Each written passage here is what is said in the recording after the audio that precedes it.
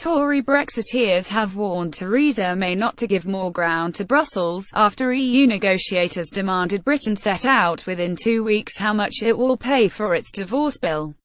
One Conservative former cabinet minister said EU demands were not acceptable, while another prominent backbencher said any further concessions would be a sign of weakness. Ms May is unwilling to anger Eurosceptic MPs whose support she desperately needs, but is also eager to convince the EU she has done enough to merit moving Brexit negotiations onto future trade. With the Prime Minister needing to show that she can move talks on by mid-December, The Independent understands she is preparing to go over EU negotiators' heads and appeal directly to European capitals to gain progress. The EU's Brexit lead Michel Barnier told reporters after the latest round of talks ended on Friday that any discussion on trade would be put back again if Britain's position did not move in a fortnight.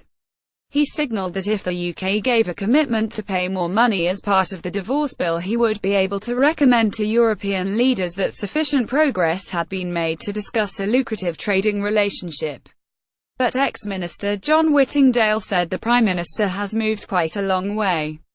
"We have made the very generous offer through her speech in Florence," he went on, but the other side, Barnier and the European Commission, have essentially not budged from the position they set out at the very beginning.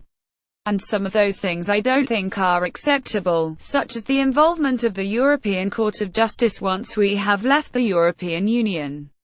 Tory MP Jacob Rees-Mogg, talked of as a future leader in Eurosceptic circles, said it was not yet time to walk away from talks but added it is time not to be walked over. He said the UK government has so far made a number of generous concessions. Any further ones would be a sign of weakness when the EU desperately needs our money for the past 2 years of its budget to remain solvent. Meanwhile, John Redwood MP said of Mr Barnier's words, "I don't mind what deadlines he sets. I don't want the government to offer them any money at all. One of the things we voted for is to pay for our priorities with our own money." Brexit talks are still largely stalemated over the dispute on how big the UK's divorce bill should be. Ms May has already indirectly committed to paying some £20 billion, but the EU wants a concrete promise that could leave it liable to pay twice as much.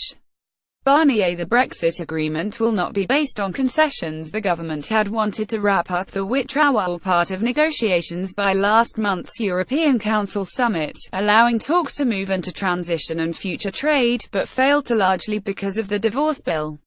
If Ms May cannot settle the matter and gain the EU's agreement to move talks forward by the next Council summit on 14 and 15 December, it could destabilise her leadership. The next opportunity to ensure sufficient progress would be in March 2018, leaving very little time for the rest of the negotiations to take place. But The Independent understands that Ms May will not allow herself to be tied down by Mr Barnier to our weak deadline, and will instead appeal directly to leaders like French President Emmanuel Macron and Germany's Angela Merkel in order to push for progress in talks. There is expected to be a flurry of diplomatic activity in European capitals ahead of the next summit, which will see UK officials highlighting concessions already made and the benefits of moving forward.